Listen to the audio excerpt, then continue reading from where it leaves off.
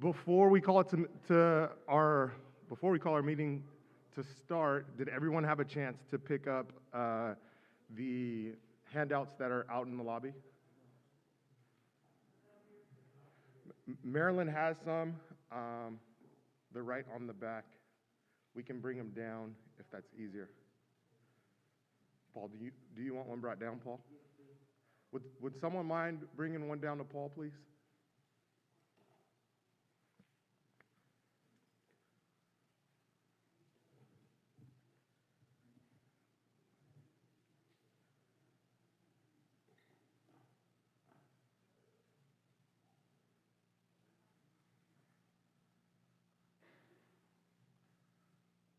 Perfect, thank you. All right, let me open us up in prayer, and then we will jump in from there. Lord, we thank you for 2021. We thank you for the resiliency that you've given NFC and the inspiration the inspiration and vision you've given us for 2020. We ask that you give us patience and a reminder that you are in control and that we seek to follow your direction as we take on 2022. We thank you for all the Easter eggs that you've given us so far and to what you have in store for us in 2022. And remind us that the cover is not the book and that there's more inside NFC than it may look like from the outside. We thank you. Amen. Awesome. So knock out some logistical things. First and foremost, let's start with our minutes from our June meeting. Oh, sorry. Can I call the meeting to order? So, sorry, brain freeze.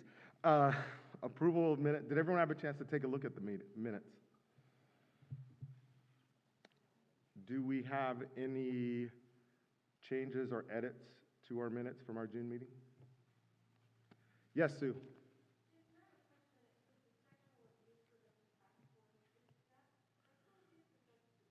It's just abuse task force, just abuse. Yes. Mark? Any others? Jim, you're always good for one. How do we do? Where's Jim?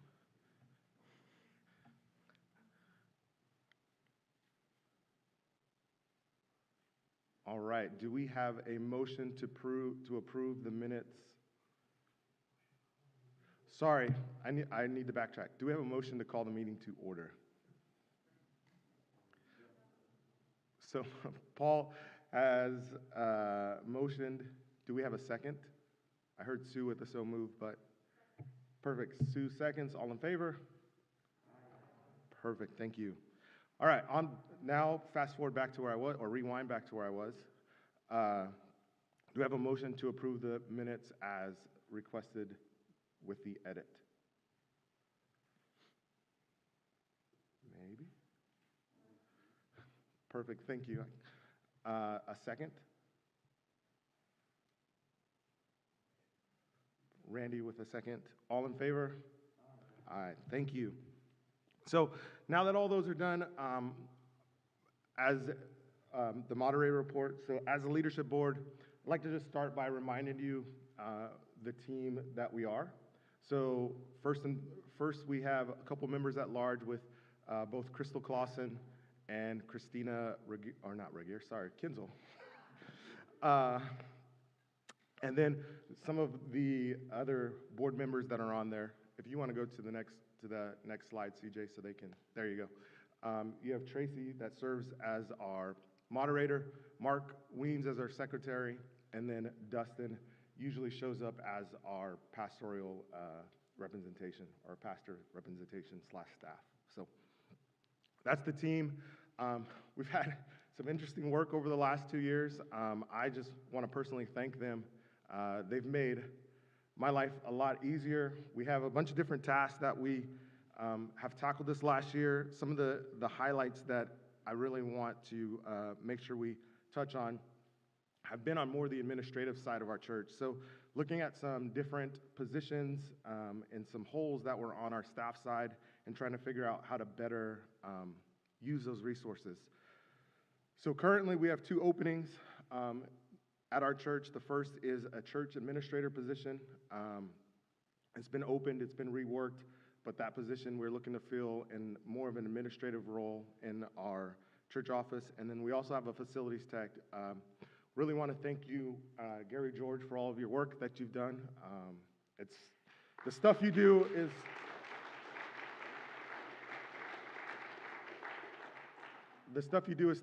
thankless, and the time and energy you've put in, we really appreciate it. So, thank you.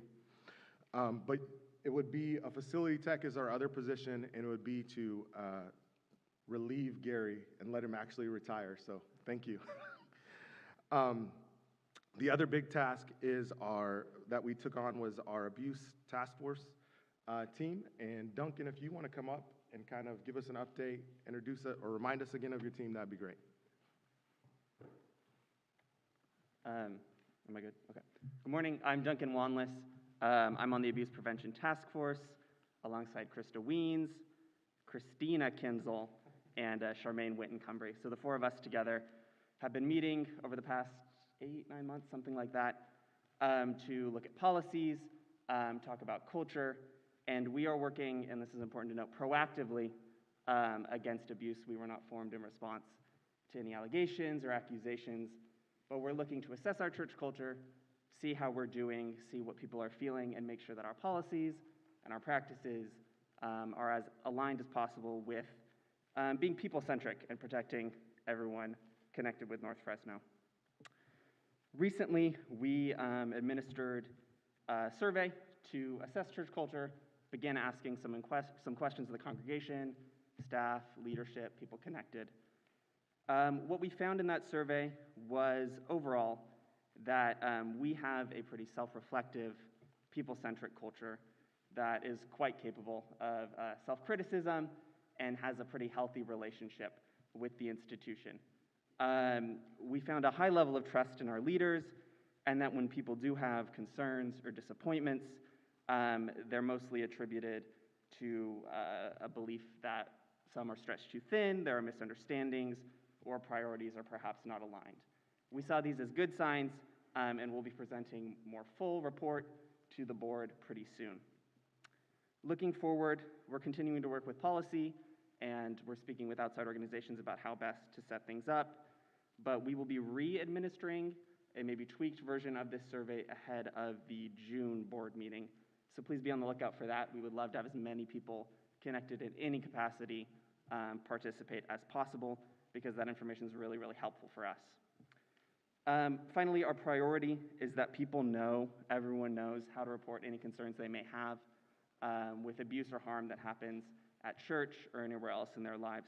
There is an email address, reporting, the word reporting, at northfresnochurch.org, which goes to us where we can work with anyone who has a concern and make sure that's handled confidentially, safely, in everyone's best interests and in the best interests of those who've been harmed.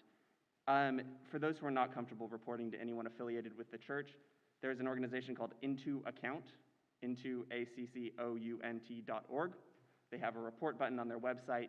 They're an independent group that works to hold people accountable that are also available to support anyone with a concern.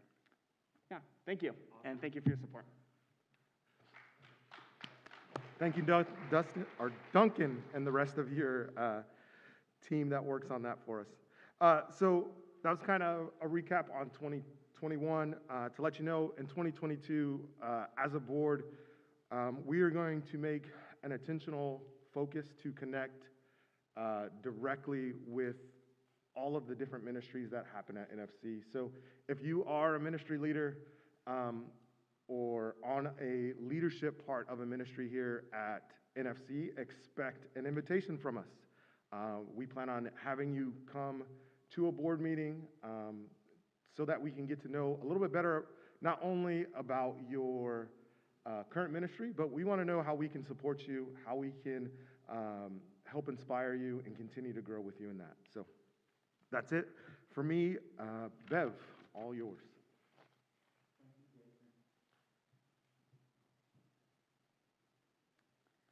All right, well, hello. I am Beverly Ford, and I am the chair, the chair of the Spiritual Ministries Committee. So I think we have some slides. I'm 7 months into chairing this, so I'm very new to this. But the best way that I have kind of wrapped my head around it is the leadership board focuses more on administrative type things, and Spiritual Ministries Committee is designed to be a group of people coming together to kind of focus a little more in being a support, a sounding board, and accountability for both the congregation and the pastors.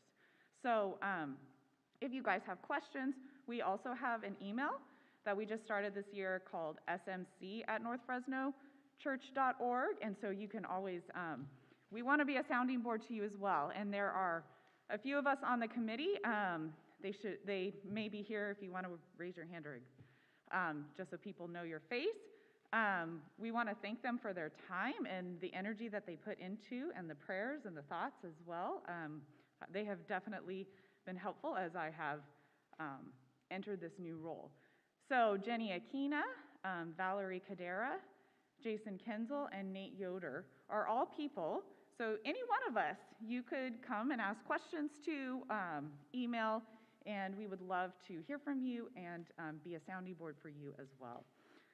So the task that we have been doing as a Spiritual Ministries Committee, or has been taking up a majority of our conversation, is we have been tasked with doing a Mica project review. So you guys heard about that in June. The Mica project took a sabbatical, and then we went into a process of evaluating that. So I'm here today to just kind of give you an update on that process. It was designed so that we could take a deep dive to look at the program and any updates that might be helpful as we wanted to continue to grow and make an impact. So the people on the review team were Sue Cleaver, Lois Ewert, Lauren DeBerkey, Dustin Maddox, myself, and Rhonda Dewick. So thank you for those of you that have been a part of this process and on that review team. We appreciate all the time and energy you've put into that.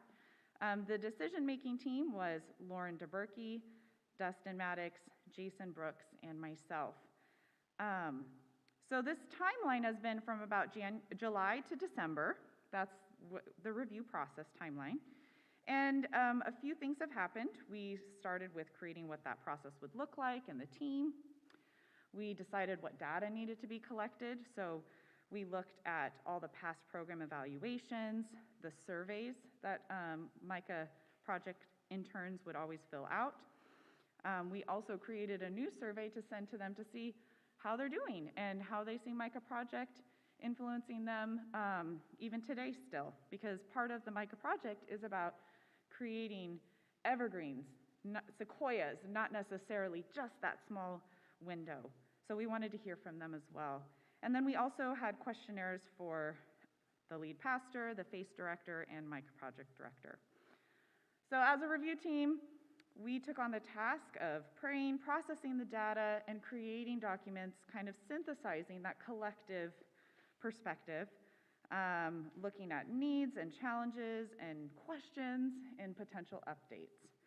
So as that was pulled together, the decision-making team came together and decided what updates we felt were best for the program. So those updates were then presented to the North Fresno board as well as the FACE board.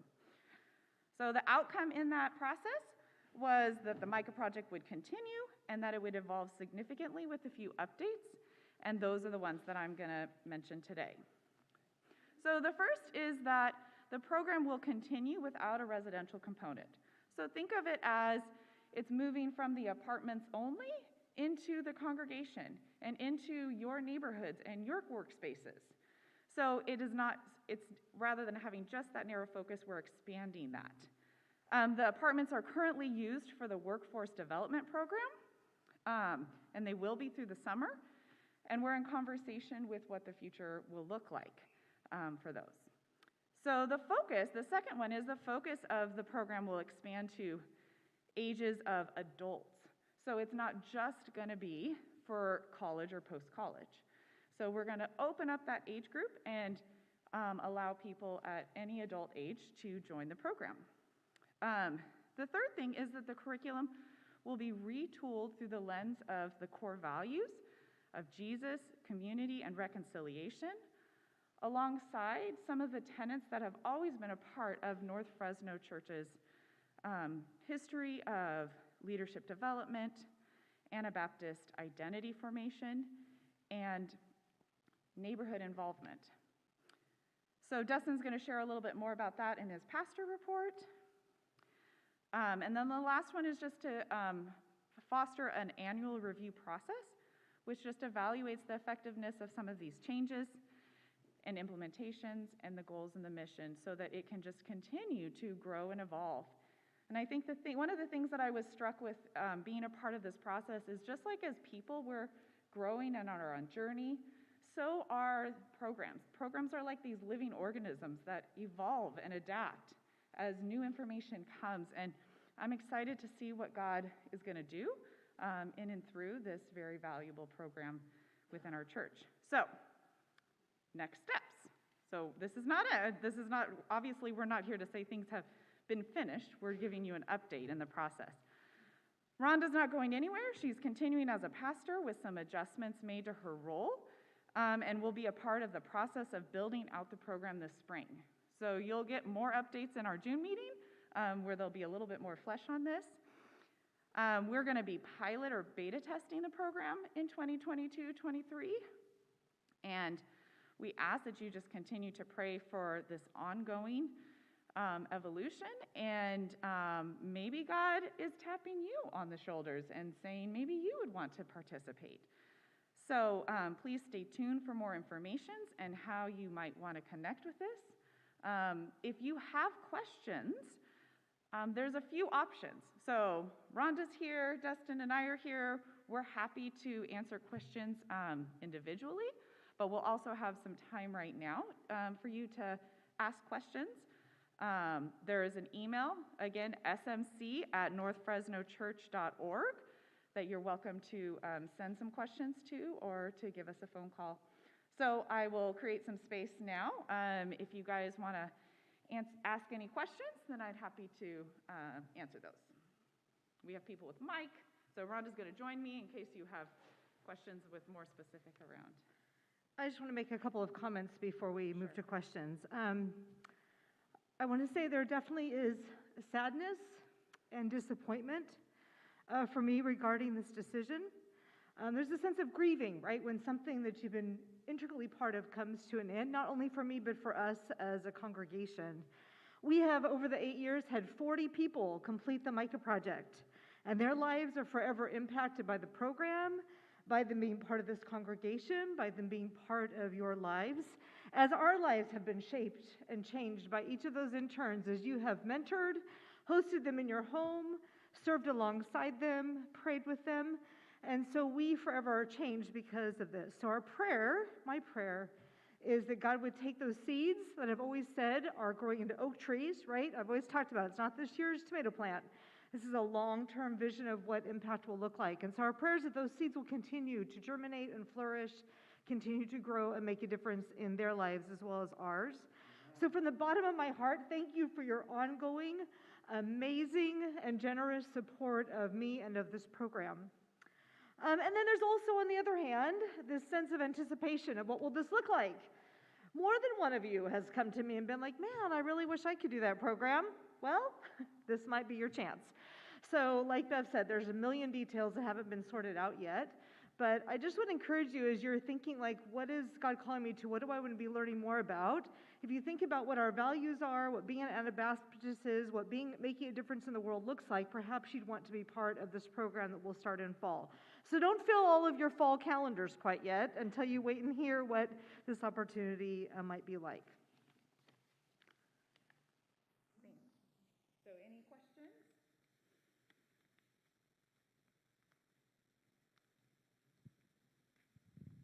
Is there a certain amount of people you are looking for? And There's a million details that haven't been solved, like how big the cohort would be that people would sign up or what day it will be offered. We don't have any of those answers yet, so that's something that will come later. do you have an idea of what a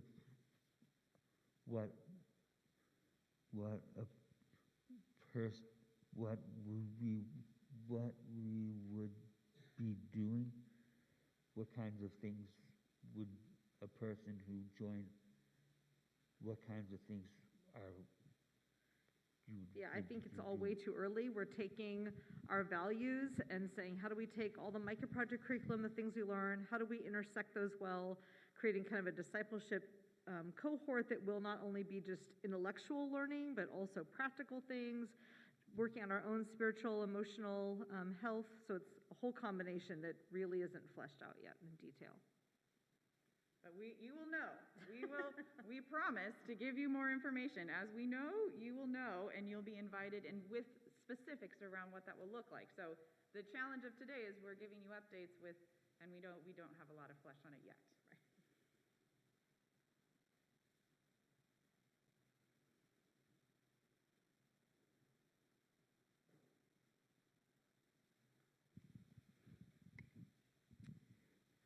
So I have some thoughts about the process and also about the outcome.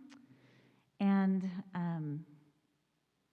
so the process in terms of where you gathered the information from, it seems like you drew heavily on the participants, their evaluations, and also the lead pastor, the FACE director, as well as Rhonda.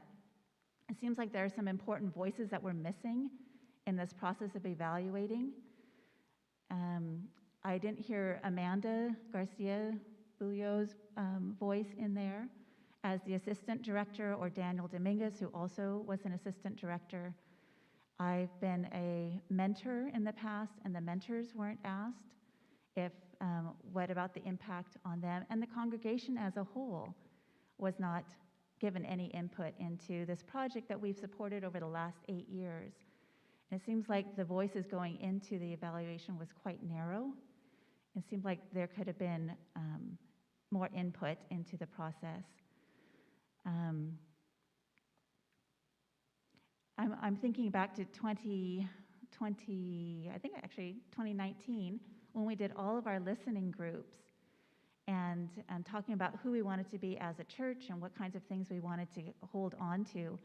And Mica Project was one of the things that was something that really distinguished our church, and not, I know you're talking about expanding it, but the way that this ministry has been formed and connected to other ministry houses in Fresno was a really important part of what our church offered to the city. It was a missional part of our church, and it seems like this expansion is a big loss to us as a church and what we can contribute to Fresno, to what God's doing in Fresno. And so I'm concerned about that. I understand that it is an expansion into something that adults can enjoy within our church, but that feels like more of an inward focus than an outward focus. We have not as many missional initiatives that our church is doing. And this seems like it's taking something that was sending people out, that was bringing new voices and new experiences into our congregation with an age group that we're lacking within our church. And we're cutting that off and giving that same program, which is a great program, but offering it to us as adults when it seems like it's really hard for us even to commit to Sunday school series or things like that, and to say we're going to take this program for this. I think it's a great curriculum, and I hope that we will do it, but it seems like it's really taking something really important away from our church and our missions and our values. So that's kind of partly the outcome, but also the process of how we got to this point. And I also, it feels unjust that Rhonda was on sabbatical for 3 months or out of this time. And during that time, it seems like the evaluation took place during that time, and she was told not to think about this, not to process this, not to evaluate, but truly to rest. And the amount of time after her sabbatical between when she came back and when this decision has been made seems very short for an adequate evaluation. So I'm concerned about that and what that means for what messages that we're communicating to our pastors. Yeah, so those are some of my thoughts. Well, I appreciate your feedback and know that there has been much prayer in this, and I recognize that there is certainly, it's not a perfect process. So I hear you saying that that the Mica project, inviting those different perspectives in and maybe how this went about wasn't perfect, and I acknowledge that.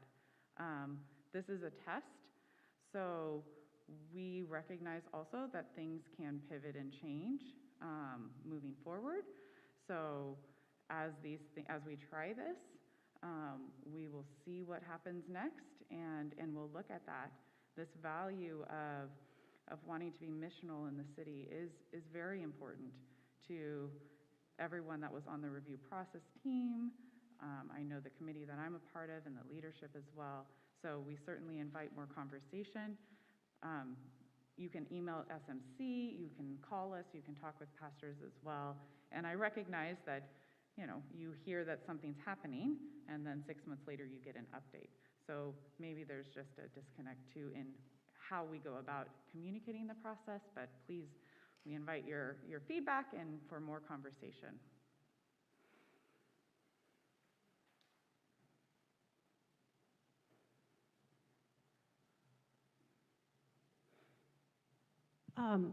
To kind of piggyback on that, do we know, in the past, the Mica project, like she was saying, was outward. So is that going to be a component? Will there be, how will it be outward and not as much focused inward? So I was a little hard to, so let me synthesize what I'm hearing you say. You're asking how is it going to be more outward focused with some of these adjustments? Yes. So the way I can answer this just personally, so I'm not going to try to represent every voice at the table, but when we leave this space on a Sunday morning, we are going into neighborhoods. Neighborhoods are those places of influence. So Mica Project had this very specific focus for college students living in apartments within Robinson. The idea is that, you go to work every day, or you might have relationships within your neighborhood. How is those principles applying in that context? So the way that I personally see it is kind of this empowerment of these little sub-spaces all over Fresno, enacting the same things that we saw these college students formulating, with the support systems of discipleship and reading together and processing some of these hard things. So that's kind of just how I still see that as outward focused, and I would not want to speak that completely for the entire committee, but that's at the heart of it. Is yes, college age, that's a critical stage. You're forming so much of what you believe, but I know as an adult now, at 43, I'm continuing to evolve. And what would it look like even for us as we're growing as adults to ask some of those really hard questions in spaces where we're challenged? Because Mica Project challenges us, doesn't it?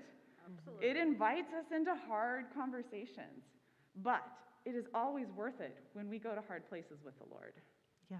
And will mentorship continue to be part of this, or you think so? Not sure? We'll see. Okay. We're formulating all the specifics around it, but that was always something that in all of the conversations was very critical. Mm-hmm. So We will let you know as more information. And we'll have a few more minutes to talk about this today, but just know we don't want to make this meeting too long today. And so please come talk to me. We'll be available after this as well. So we've got a few more minutes, so. Bev, always make sure you use the mic so people online can hear you, please. Okay, so we'll have a few more minutes, but then just know that we'll be available after this to have more conversation. After listening to the comments, which I really appreciate, I would like to recommend to the committee that you come back on a regular basis with reports of what's going on with a little more flesh, because this is so open, we have no idea what you're going to do. And I would really appreciate that before June. To wait till June would not be appropriate. Okay, that is no problem at all.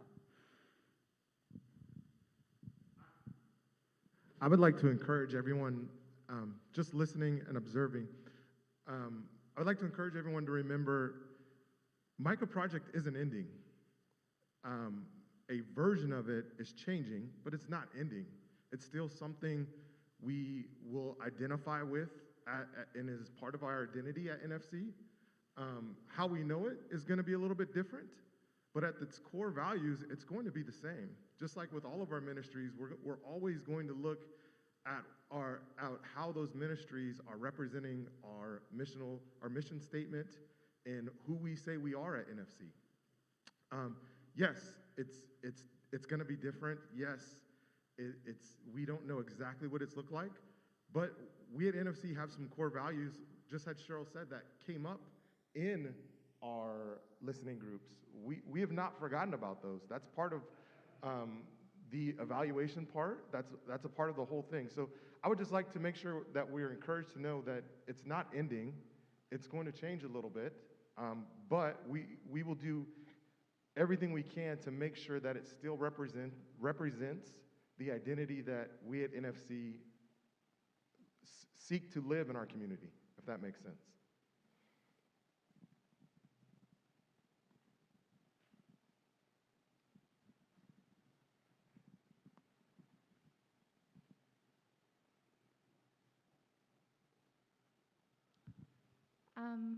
I'm speaking about this from a participant point of view.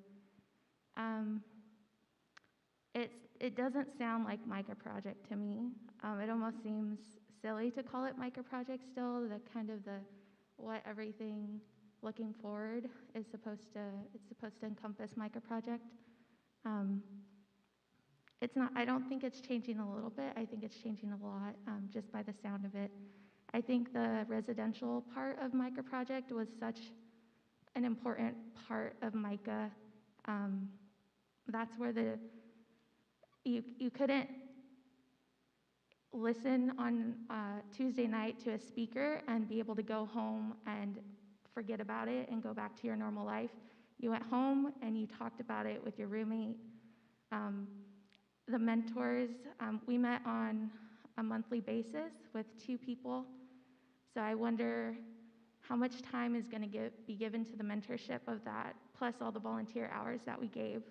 It was more than just a weekly class that we went to, and then we went home and we figured out how are we going to make this part of our lives, and then, that becomes just a forethought in your mind. It was so much more than that. I don't think that I would be the person that I am today serving at North Fresno Church had it not been for Mica Project, had it not been for Rhonda's leadership and who she is and how she cared so deeply for the Mica Project interns. I think as a 20-year-old, I was 29 when I was in it, but in my 20s, there's a lot to process and a lot of things to take away from living with other people who are different from you, things that I carry into my workspace, although at the time it wasn't here on campus, but it was in a different part of Fresno. So I think that even though we can open this up to the whole church, which I think is a great idea, I don't understand why you can't do both, Mica Project and have these classes. I also think that the survey that I got which I did fill out, I thought it was so vague to me. It talked about what I remember from it, all of the weekly classes that we went through, and what did those specific topics, how are they affecting me now? And even though I went through it twice pretty much, I couldn't remember every single topic. That's so much to take in, stuff that I'm still processing now. But what I do remember is how my relationships have changed because of living in community with somebody else, people who were way different than me. And I honestly, I feel so guilty about this, but I didn't take the survey as, I didn't take it as seriously as I should have, because I thought there were going to be follow-up surveys, because that one just seemed like so vague to me. I thought there had to have been more, there has to be more, some deeper questions that are going to come, the stuff that really, Mica really encompasses. So I think that's just my comment as a former participant, and I hope that, I don't know who spoke, but that we do get more updates than just hearing about it in June or whenever the next time is. Well, thank you for sharing, especially from a participant perspective. And I'm hearing you say that there was just a lot of impact that happened, and it's even hard to even articulate all of those things. But you're not the same person because of that. And so, please reach out to us. We will be working towards adding more details to this, and so we definitely welcome hearing from you guys, and we will put those things into consideration as well. So thank you for your trust in us as leaders. We recognize that things aren't always perfect. We're trusting that God has been a part of all of those conversations and those prayers that have gone out, and we will continue to take steps forward in what He's calling us into, and see what He is up to. So if you still have questions, again, please feel free to email at smc@northfresnochurch.org. Reach out to Dustin, myself, or Rhonda. And yes, I'm hearing very loud and clear, we will give more updates and not wait, so that you guys can hear more about how we start adding some more details to this moving forward. And I am handing the mic over to Lauren.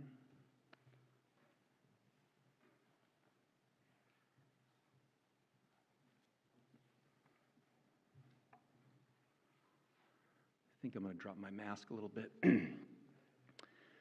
Good morning. My name's Lauren, the Executive Director of FACE, Fresno Area Community Enterprises, and one of the pastors working in the area of outreach. Today is an opportunity to share some highlights and some of the challenges that we faced this past year. Actually, the past 2 years have been very tumultuous with the pandemic, and the needs seem like they increased rather than decreased, and yet we continue to adapt and do what we can to respond to our neighbors and the issues that they are facing. And so we want to share this morning about some of the things that we want to that we would like to celebrate, and then I will invite Sam Nofziger from the board to share a financial update. In 2020, 2021, we recognized that our elementary schools were struggling with the pandemic, especially with doing online virtual classes. So we had some conversations with the administrators of Robinson School and asked, how do you think we can best serve you and support you? And the number one thing was, we need a place for some of our kids that don't have access to the internet, or don't have adult supervision, or simply don't have computers to stay in school. So we created a new program, Roadrunner Central, that started in the fall of 2020 and continued from 3 days in the fall to 5 days in 2021 in the spring. And we were excited to be able to help 10 students stay in school, and Amanda played a key role in overseeing that program. And so that was something that we were glad to be able to do, but it did cost us quite a bit because we hired over 10 college-age kids to do one-on-one meetings with these elementary students. And that ended up being a $45,000 cost that we had not anticipated. However, the good news is being part of the CEDP, which is a coalition of 15 different community benefit organizations working throughout the city of Fresno in various under-resourced neighborhoods, we were able to receive about $32,000 in grants from a couple different sources that helped us offset some of those costs. So we were very excited about that, to be able to continue to serve. We also, at our second virtual banquet that we had in May, were able to give our first time college scholarship to one of our students who grew up in this neighborhood. And that was something excited. Xavier is in a university in Oregon right now, and we continue to connect with him and support him. And if you want to read a little bit more about him, we feature him in our newsletter in the back in the lobby. Our second virtual fundraiser banquet that takes place in May, we adapted and purchased some new software, and that proved to be very helpful, especially people that were connecting with us outside of Fresno. And so on behalf of the board, we just want to thank everybody who contributed, donated items for the auction, and we were grateful for the response on that, and Sam will give you an update. And then we also started something during the pandemic in 2020, partnering with El Dorado Community Development Corporation down the street that operates out of Barstow and Cedar over there by Fresno State, and they asked us to partner with them with food distribution, and so we did that, and that continues to happen every Wednesday here in our family center. And so that's been another new ongoing program. Yeah, and April Imboden is also very involved with that. Thank you, April. And then, let's see, also wanted to, well, no, I already covered that. So those are a few things that we wanted to celebrate. I do want to give you an update on our staff and board. For our board, we added a new member this year. He just started last year. We don't have his picture up, but that's Richard Copper. I think Richard's here this morning somewhere. There he is. Stand up, Richard, so we can thank you for joining our board on FACE. He replaces Russ Coop, who moved to the Central Coast, and he retired. Him and his wife, Carrie, retired, and they were a part of North Fresno Church and moved to the Central Coast. So Joanne continues to lead, and she's been here, Joanne Fast, since the inception. Sandra Poole is our secretary. She's a part of the Well Community Church. And Sam Nossiger is our treasurer. He's a part of Grace Place in Clovis. And Anthony Fraser Robinson is a boy that we connected in the neighborhood 20 years ago, and now he's on the board. 2 interns that we added this year are Lana Grunau from the Fresno Biblical Seminary, and she's been a great asset. She served in the fall. She'll be helping us again in the spring. And then Liberty Imboden, who is a student at Fresno City College, and she's also going to be helping us again in the spring. So we're excited about those 2 interns. Yeah. Our staff, for those of you who don't know who's on staff, we have several administrators. Rhonda helps us lead the banquet in the spring, as well as the Learning Quest tutoring program and Mica project. Kelly Kucharski is our human resource person and also grant writer. And then we have George Lechtiman, who we added this last summer. George did an internship with us, and now he's back coordinating our social enterprises, rock pile, landscaping, and moving on up. George is a tremendously organized person. We're grateful to have him on the team. Amanda Boulier has been helping with programs as well as leading the office administration. Phil Harmon is supervising rock pile. Jamel Thompson is overseeing our basketball programs that happen 4 nights a week and 3 in the morning. And then the one and only Anthony Bunch is passionate about doing security around here and keeping an eye of things and would love to work full-time if he can. So we have to kind of, work with Anthony on his hours. With that, I'm going to invite Sam up to do a financial report. Sam Nossiger.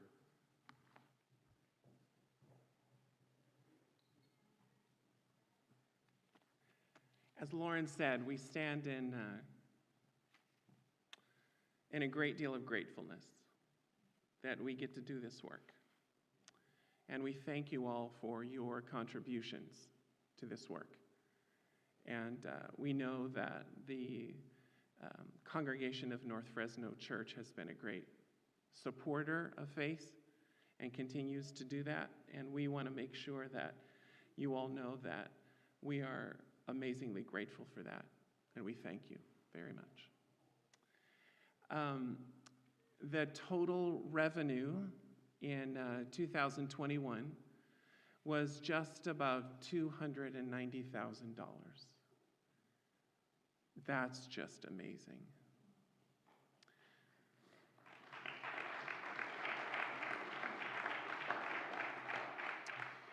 And we thank you for contributing to that. Certainly that involves individuals and business contributions.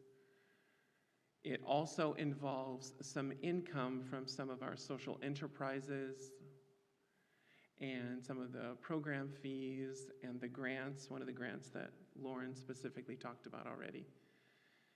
And we had a kind of a total expenses for 2021 of $295,000.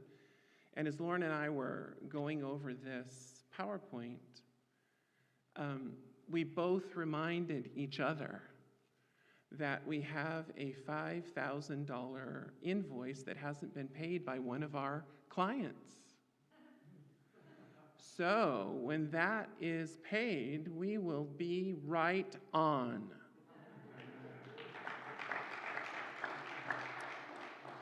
And it's just another example of God's great work.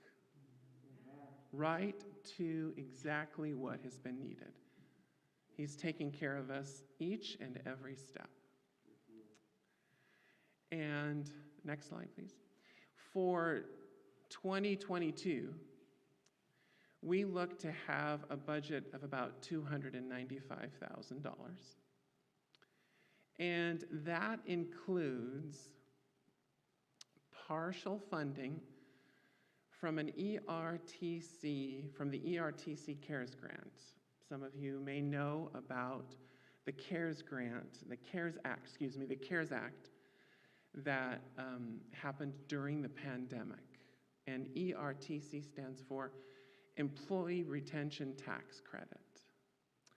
So we have been told by our payroll after application to that program that we will be reimbursed for payroll taxes and other kinds of taxes that were paid to our employees I want to make sure that I'm getting this right, in an amount about $30,000. So we're very thankful for that as well, and thankful for God for connecting us to different people for those kinds of opportunities. So with that, we look forward to continuing his work in 2022 with that budget of just under $300,000. Next slide, maybe, or is that it? Okay. Is that basically it? All right. I don't know, Lauren, might we want to open it for questions or anything about that?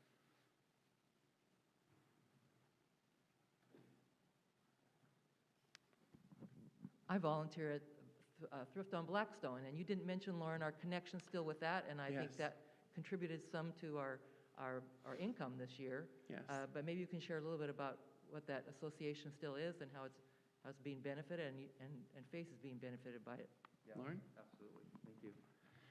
Yeah, so one of the social enterprises of the three is Thrift on Blackstone, and that has been a partnership that has gone on for several years now, and it's also provided employment not just for men but for women.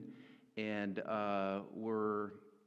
this year we actually benefited by receiving, because of the success of Thrift on Blackstone, a couple $1,000s in revenue. Most of it goes to MCC, but a portion of it did come back in this third year to FACE. And so we have a number of people that volunteer and serve at Thrift on Blackstone, and so thank you for that work, and it continues to happen a lot. We take excess donations from Thrift on Blackstone and take it down to neighborhood thrift every Tuesday, things that they cannot handle, and our guys haul the furniture and donations that they can't process.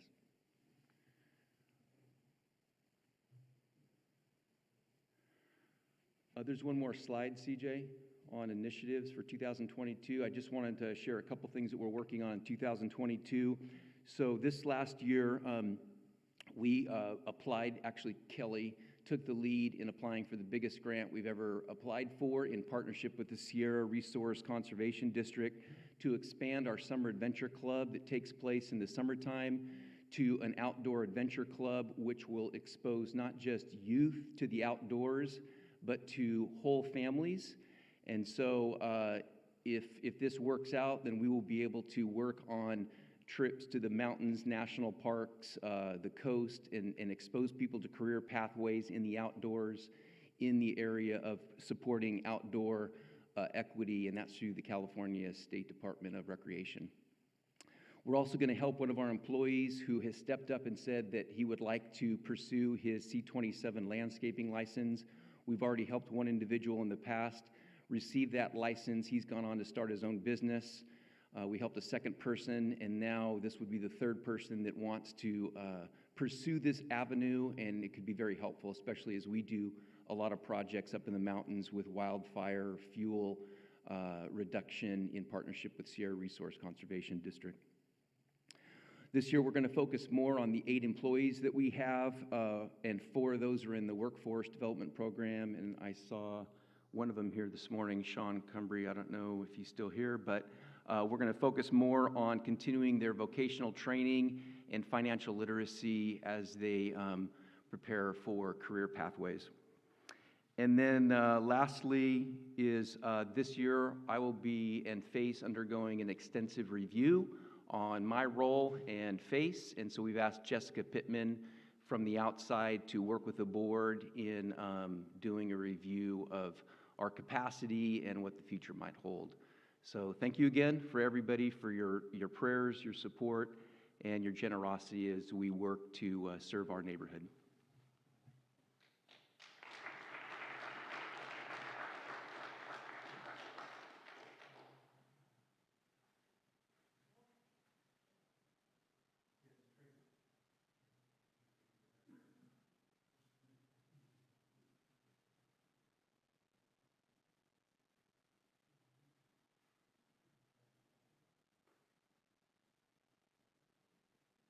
Stewardship Snapshot. Hi there, church family. Thanks for being present and joining our congregational meeting. I'd like to review the 2021 finances and bring you the proposed budget for 2022. We have a lot to talk about, so you'll have a chance. Stewardship Snapshot.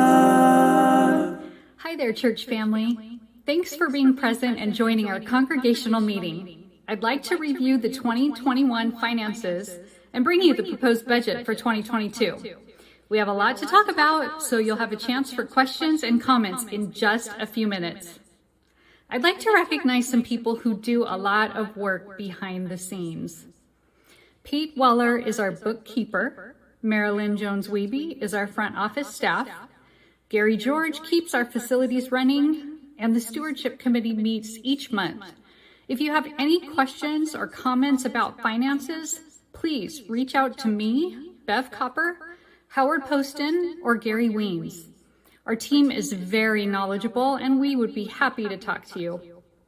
I'd like to give you some background on income at NFC. When we talk about income, that can be an umbrella for several things. We have general contributions. So if you make a donation without giving it a specific designation, it would go into the general contributions. This is the majority of where our income comes from. There's also designated contributions. So if you make a designated contribution, you are also giving it a specific place to go. Examples of this would be donations to SART or missions. Income can also include things like rent from facilities or earning interest on bank accounts. The next graphic is going to show you a history of giving at NFC. This reflects only donations received, not total income. You can see the giving fluctuates a bit over the years, and it's helpful to remember that certain years have different projects that are a focus. Like last year, we included a push to raise funds for our solar panels. The top 4 accounts for designated giving in 2021 were the Mica project, the Gym AC fundraiser, FACE, and SART. The total of all designated giving was about $121,000. Some of this is restricted, so while we see it as income coming in during the year, it may have a different relationship when we apply the funds on our budget. Our AC fundraiser had a donation with a request to match the funds, and I'm happy to say we are so close to being matched. We still have a ways to go to complete the project, and we'll have an update on the total project in the coming weeks, so keep your eyes peeled for that. So now let's take a look at the income comparison related to our 2021 budget. If you remember, our 2021 budget was $745,000.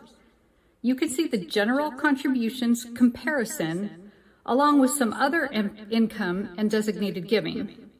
We realized the Paycheck Protection Program loan forgiveness on our books in 2021, and then we also see donations made to the Gym AC fundraiser.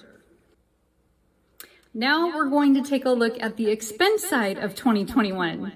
Last year, we saw virtual meetings in the spring, changes in staffing levels, and a change to our Sunday morning experience. We also had an interesting experience last month when Pastor Dustin's preaching was so on fire.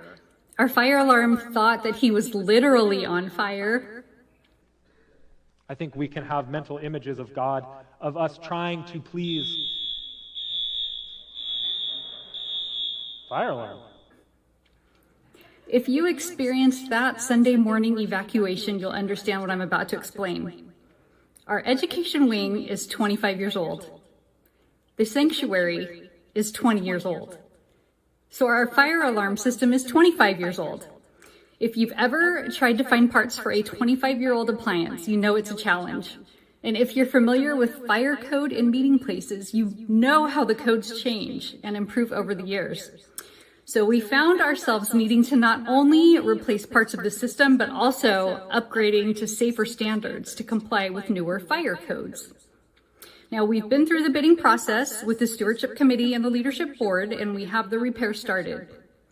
So why am I telling you this now? Well, in our current pandemic environment, it's taking a really long time to get plans approved and parts ordered. However, we wanted to expense the full repair to 2021, even though we won't actually be finished until this spring. So you're about to see a large expense side on the next slide. The cost of the repair is about $123,000 for reference. Our budget was $745,000. The expenses were over $787,000. This resulted in the planned overage of $42,875. Now, we have a strong cash position above our required reserve, so this is why we chose to reflect that large expense the way we did. The next slide is going to have our balance sheet as of December 31. And things to note, our cash is about $405,000. Current liabilities are just under $129,000. The long-term liability, which is our solar loan, is just under $180,000. The interest rate on the loan was reduced a few months ago, but we decided to keep making the same payments in order to pay it down faster. Well, that's 2021 in a nutshell. I'll be available in just a bit if you have questions. Now we're ready to move on to the 2022 proposed budget. If you've taken a look at it already, I'll provide you with a bit of narrative. The total budget has only increased by a little over $4,000 from last year. Our Sunday morning experience has condensed the amount of time we use for staffing and hourly workers. Our operating expenses will continue to be high as our facilities are aging. Our ministry expenses are slightly increased due to programming needs, and our missions line item reflects our Mennonite Brethren missionary support and also local support. I have a few copies of an expanded budget if you're interested in having one, but this is a lot of information and we want to be transparent without getting bogged down. But definitely talk to me if you want more information, or you can email stewardship@northfresnochurch.org. If any of you get excited about numbers and spreadsheets like I do, we can even jump on a Zoom and talk about it more. So now it's time to gather your thoughts or questions. Tracy, come on up and let's hear what you all think. When we're ready, we'll vote on the proposed budget and celebrate another year. Stewardship Snapshot.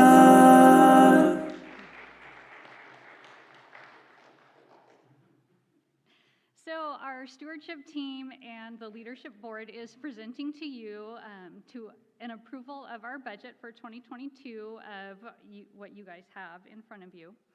And so a couple thoughts as you get ready to ask your questions, or if you have some thoughts. We're entering the third calendar year in a pandemic, and everything is bananas. It's touched every part of our lives, even our church life. So a couple things to encourage us with. We have a couple of really good assets at our church. We have human capital, which is our pastors and our staff, and they're doing a really good job, and that's strong. We also have our facilities capital. So we have this really amazing set of facilities that's starting to age, but it's still in really good shape and being used a lot. So with those two assets that we have under ourselves, a word of encouragement for us is that our church has been through a lot over the last years. If you've been here for a while, you know that we're really good at adapting and growing and changing as challenges come up. So in this pandemic, this is another challenge that we're going through, and our church is really strong and really healthy when it comes to challenges. So just that word of encouragement as we move forward this year, adapting our budget. So if you have any comments or questions, there's some mics around here if any of you have any thoughts or questions before we move on to a vote.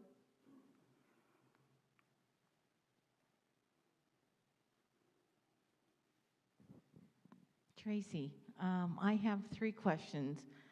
Can you give a little bit more explanation as to why there is a change in other income? Like, do we no longer have the preschool, or I know there's some other things that we possibly do not have. And then why is the salary decreased? Because normally the salaries always increase. And then the third thing is music and worship and music. Since we don't have a choir, and sometimes there is a cost involved with sheet music for choir and things like that, why is there an increase in that? So those are my 3 questions. So I'll address, so the salaries portion I can address first. We've already talked about how we have 2 openings. We have the facilities person, and we have a church administrator person that's opening. So the facilities was already in our budget last year, so that's not an increase. The church administrator position is a new position that is increasing. Part of that is being absorbed because our Sunday morning experience is reduced, so we have 1 less worship pastor with a salary. We also have 1 less communications person that will be absorbed into that church administrator position. And there's a couple of other hourly positions that are being reduced. So our Sunday morning used to be like 7:30 to 12:30, and we had hourly people that were in that amount of time, and now We are normally like 9:30 when nursery or whatever we need for Sunday morning opens, and then usually by 11:30, 12. So it's condensed in that amount of time, so the hourly amounts have reduced. So that's kind of the majority of what it is those hourly pieces. And the other part, what was that other question about?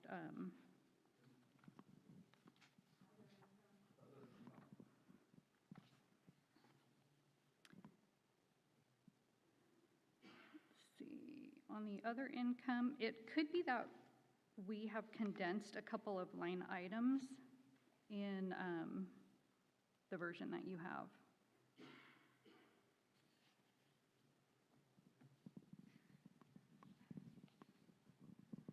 Most of it is, so last year we reflected the PPP loan forgiveness, and so there was a part of that we used to balance for our budget last year, and this year going forward we don't have that.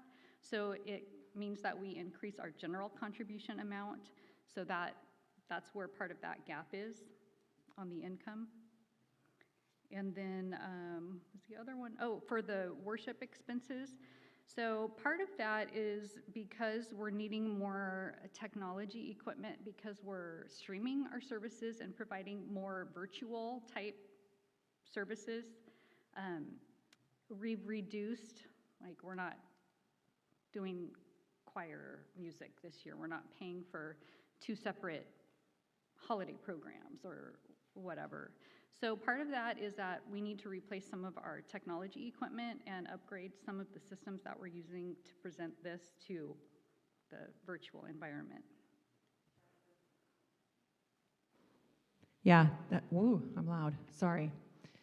Yeah, that's exactly what it is, the transition in the past year and a half from being able to see me. Hello, if you're watching online, now you can see me.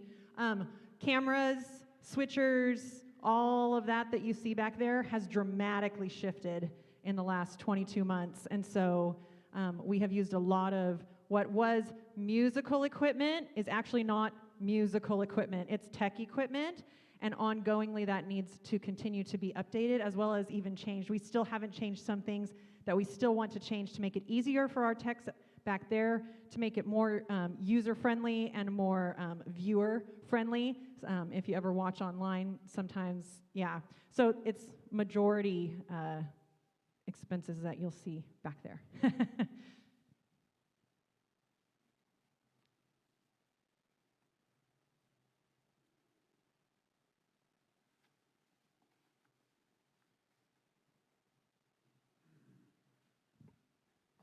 This might seem off, but it's not on any of this.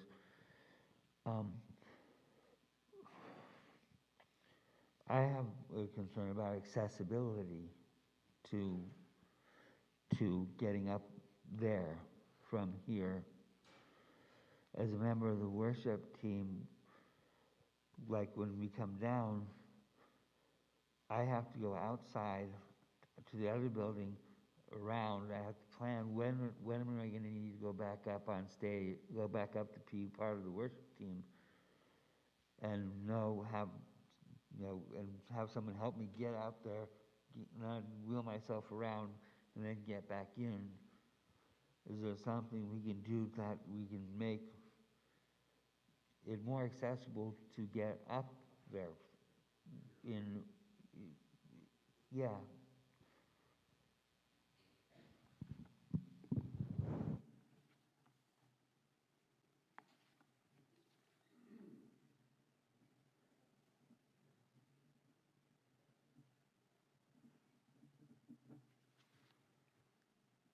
Anything else? If there's no more questions, Jason's going to come up and ask for you to approve the budget. All right, thank you.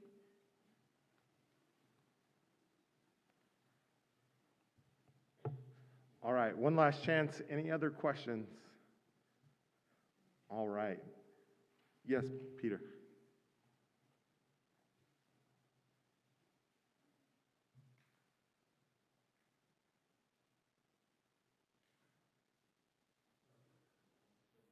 Sorry, is it on? Yeah, okay. I know when you said last questions, you didn't actually mean last questions, you just want to move on, but I just wondered if we could talk about the assumption I see in this budget that we're going to increase general contributions from this year to next year by $42,000. That seems like a pretty big assumption. Can we talk about what that's based on or where that projection comes from?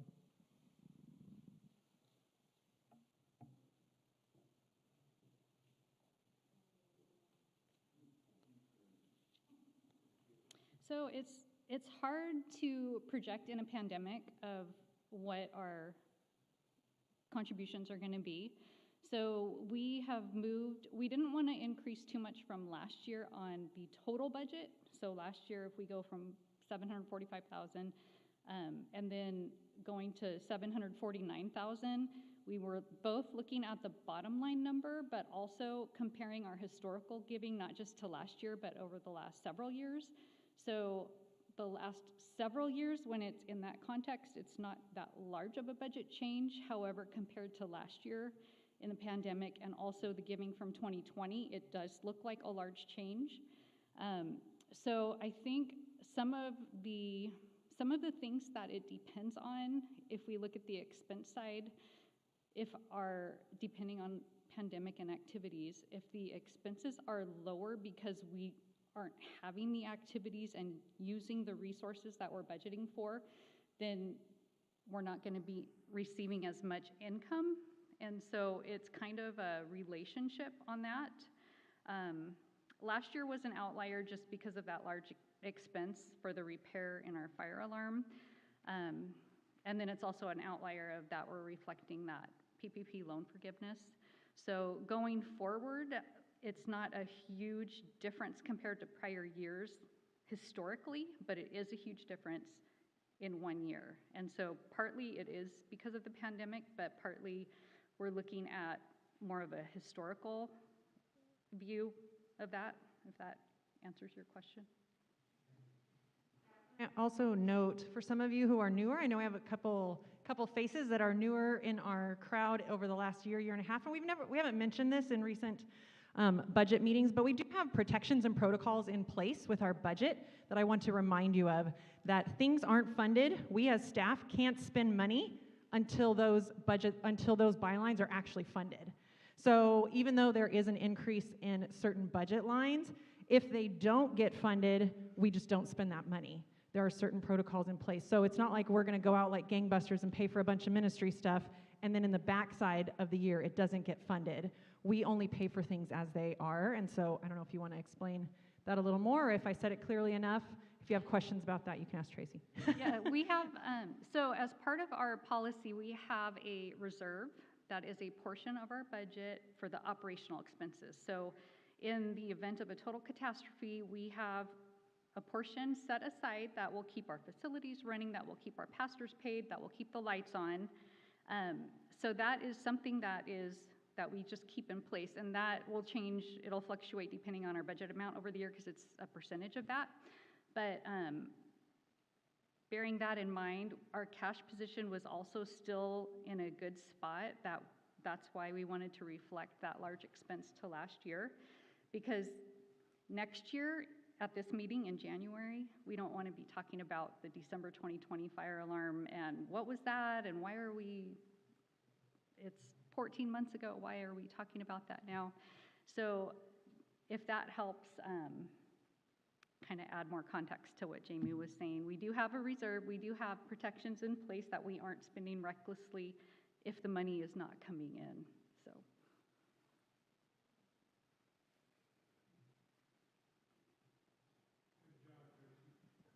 Thank you. There's a question here, James, and then Bruce has a question over there.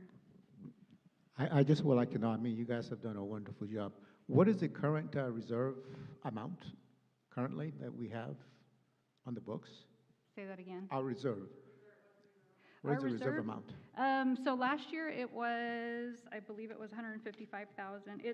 I think it's 3 months of operational expenses, so that and this year's budget is a little bit different, so it'll be just slightly different, so it's about that much. And we do have a great insurance policy, so if there is a catastrophe, we are covered, so we're not completely floundering, but. Going into December, we were at like 180% above our reserves that we had in our reserves. So we almost had double the amount of reserves going into December than what we required in our bylaws.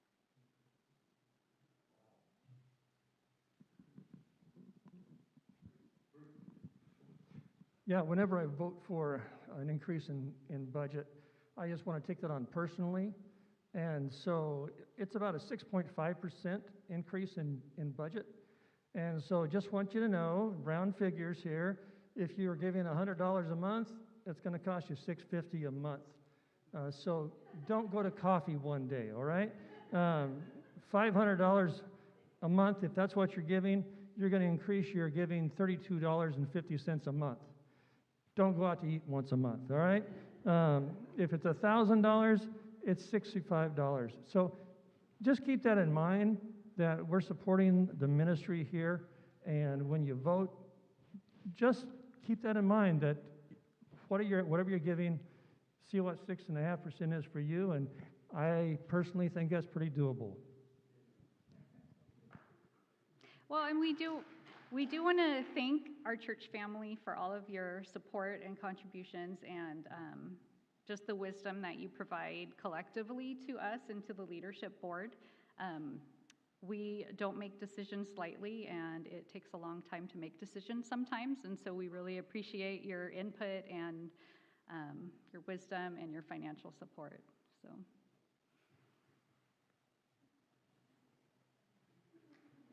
All right, one last call, and I promise, Peter, I actually mean it, so. Perfect. With no hands, I will ask if we have a motion to approve the budget. Thank you. And do we have a second? We have a second here. All in favor, may I have you raise your hand with aye? All those opposed, please raise your hand as well. All right, let there show that we're none. Thank you, guys. Dustin.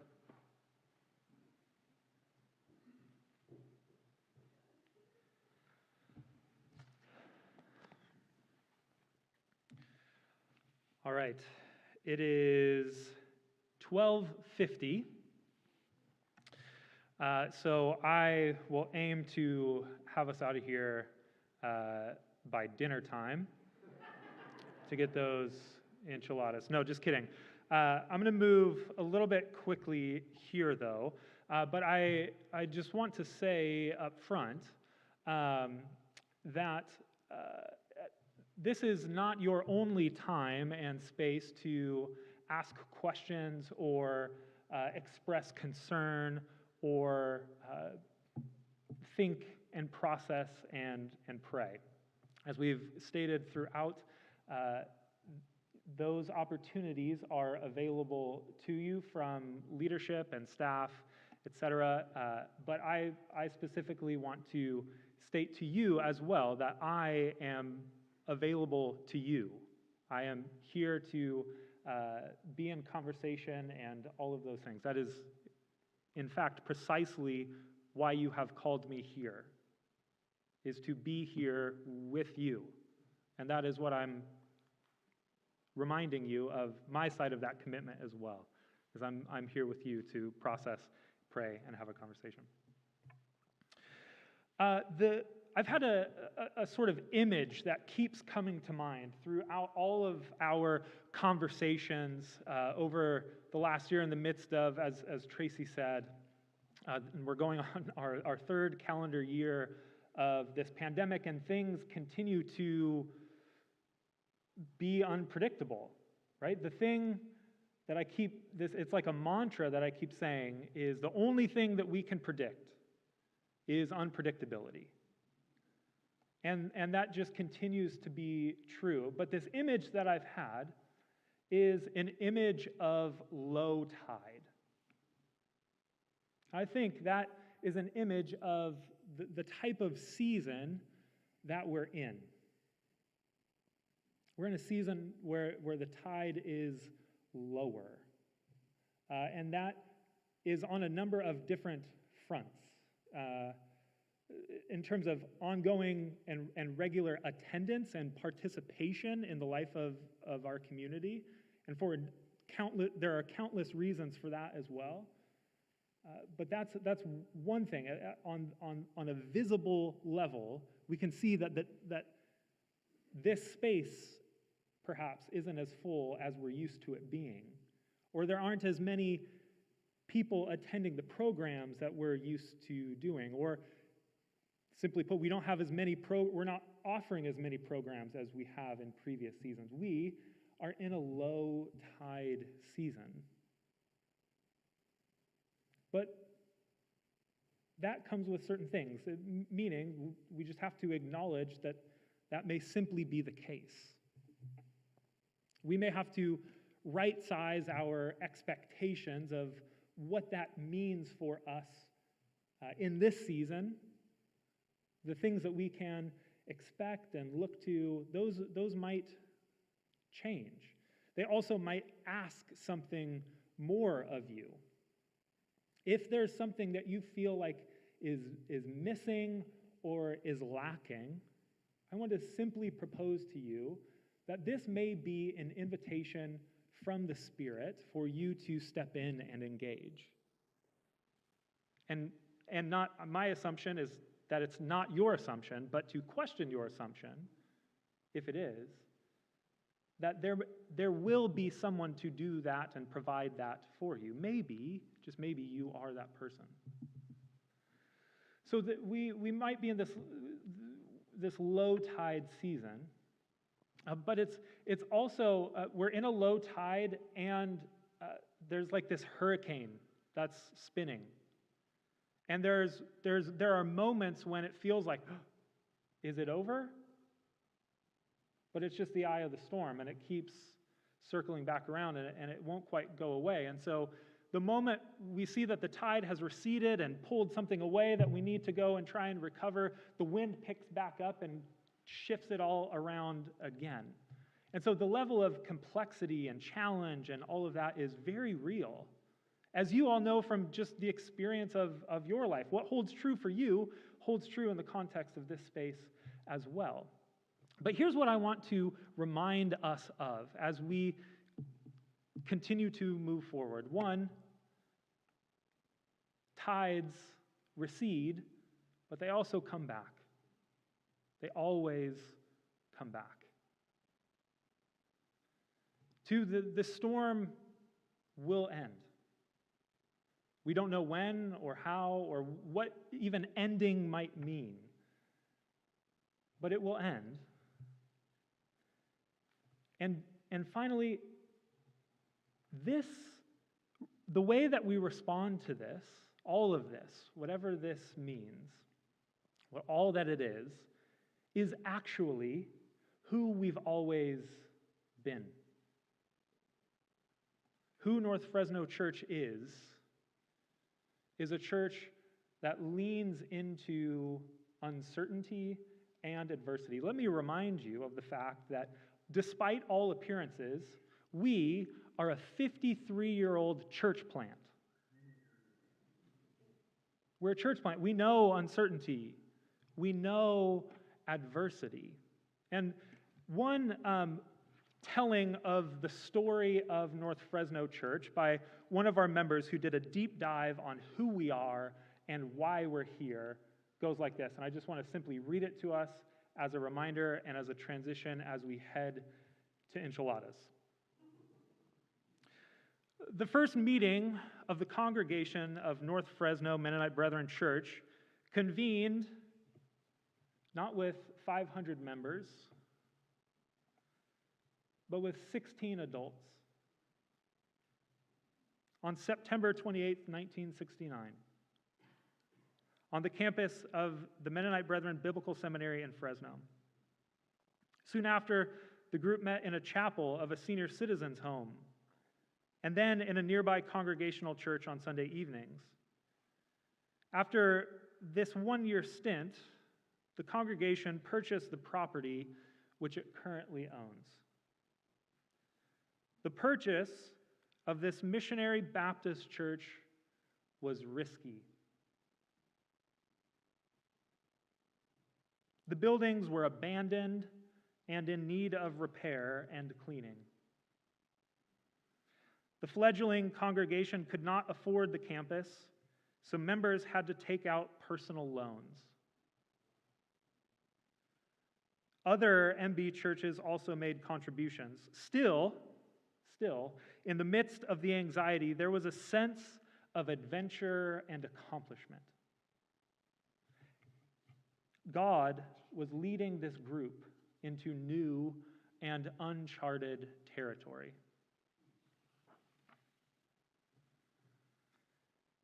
After the campus had been purchased and the sanctuary had been made suitable for gatherings, a small group met regularly for worship. Several of the original members point to the influence of Pastor Elmo Warkentine and can recall some of his common admonitions. All members of the church are responsible for the ministry of the church, even the newest attenders. Second, this was not to be a denominationally isolated church, one just for Mennonite brethren, but would welcome those from other experiences. There was a heart for diversity in the congregation. The neighborhood became a focus for ministry. The facilities were often used for community events, and Hoover High School, just a mile down the road, became a focus of interest.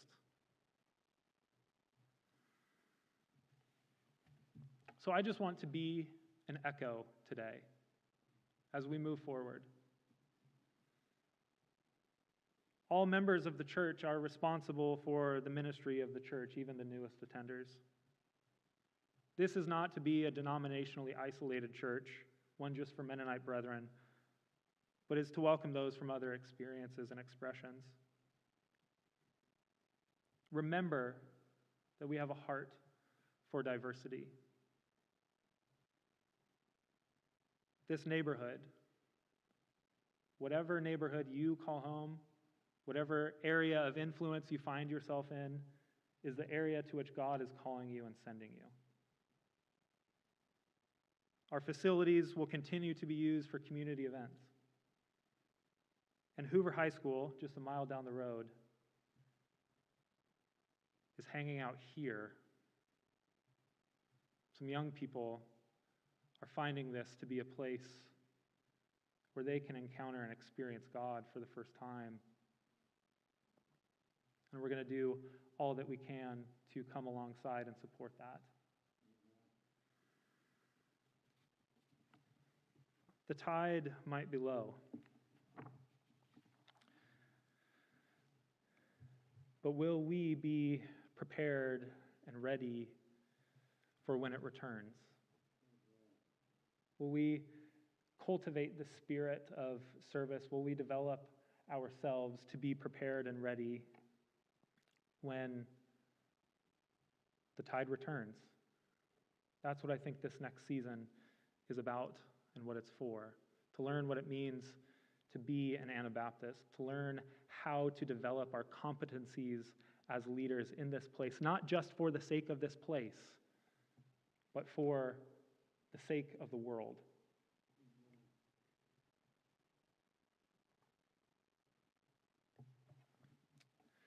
So with that, I remind you, I am always available to you. We may be in the point of narrowing some of our focus, but the point of that is to increase the quality so that we can ultimately expand it in the future. And one just brief item of note, just to keep in your mind as we move forward. Many of you are quite fond of Pastor Reese Sky, as I am. And she has announced to her congregation, On Ramps Covenant Church, which is one of our partner churches, sort of the family you choose sort of churches. And she will be on a sabbatical from March through May. And she has approached us upon invitation from the Spirit of God, saying that she would like to be a part of North Fresno Church while she's on sabbatical. So this is a wonderful gift that we have to just have her around when she is around. But I wanted to let you know up front so that you weren't worried or concerned if you saw her around in subsequent weeks, that what's happening with on-ramps or what the deal is. But she wanted to make it known that she won't be preaching or leading or doing anything. She will just simply be participating as she is here. So just a heads up there. Now, finally, some heads up about what's next. If you have children, go get them. And we are going to head over, if you can stay, for lunch. We have COVID-appropriate chicken enchilada plates. And so big shout out to Rhonda for coordinating all of that. And she's over there, so you're going to need to make that louder. But make sure to thank her as you go through. You'll go out in through the family center to the window to get your tray or to your plate. And then there are tables in the courtyard as well as in the family center. So lead yourself in terms of what you are most comfortable with. And thank you. Thank you for all that you are and all that you bring to this place. So let me close with prayer for our meeting. Actually, we need a formal, Mr. Moderator, why don't you come forward and call the meeting to a close, and then we'll pray. Do we have a motion to call our meeting to close? Kevin, thank you. And a second? Awesome. Thank you, Brent. We are officially all in favor. Sorry. Aye. Perfect. Lots of quick movement to motions when lunch is on the line. So let's pray. I'll make it short. God, thank you for the gift of your presence, your Spirit. Thank you for the gift of this community and of the individual stories that make it up. We pray for this next season, trusting that you are in control, that you are directing our steps, and that you have good things in store for us. You are a divine parent who delights in giving good gifts to your children and seeing us receive them with joy. We pray for openness, for healing, for newness of life to break forward. We pray in Jesus' name. And all God's people said, amen.